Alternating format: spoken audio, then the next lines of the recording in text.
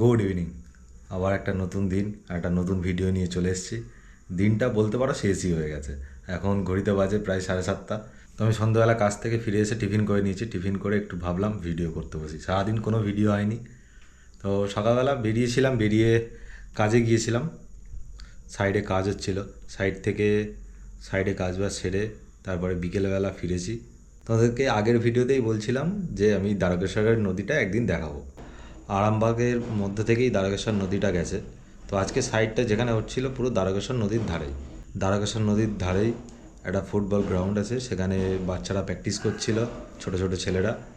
আর তার পাশেই সাইডে কাজ হচ্ছিল। তো সেই জায়গাটা ছিল অসাধারণ। তখন প্রায় 4:30 বাজে, সূর্য অস্ত যাওয়ার সময়। দারুণ লাগছিল জায়গা। এই হলো দ্বারকেশ্বর নদী, আর সূর্য এখানে অস্ত যাচ্ছে।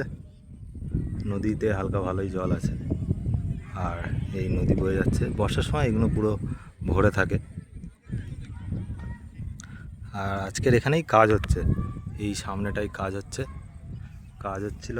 তাই ভাবলাম একবার একটুখানি ঘুরে নদীর ধারে ঘুরে আসি বলে নদীর ধারে এলাম। বেশ দারুণ জায়গাটা। আর বিকেল হয়ে গেছে, এখন প্রায় ঘড়িতে 4টে বাজতে যায়। আর এখানে বাচ্চারা সব ফুটবল প্র্যাকটিস, এখানে এই মাঠটাই ফুটবল প্র্যাকটিস হচ্ছে। আর এই উল্টো দিকে দ্বারকেশ্বর নদী।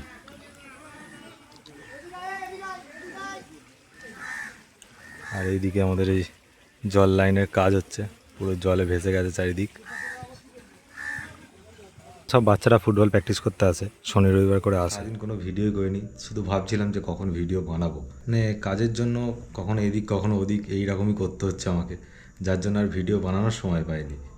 তো কী করলাম, যখন ফেরার সময় যে রাস্তাটা দিয়ে আসছিলাম, দেখলাম যে পুরো ধানের ক্ষেত, দুধারেই ধানের ক্ষেত, মাঝখান থেকে রাস্তা, আর সানসেট হচ্ছে তখন প্রায় বাজে 4:45।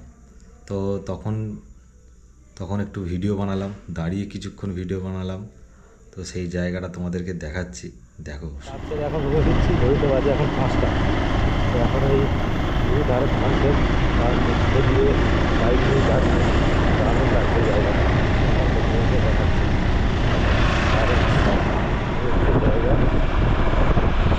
ধান ক্ষেত, আর সূর্য এখানে অস্ত যাচ্ছে, আর এই রাস্তা। দারুণ লাগছে জায়গাটা।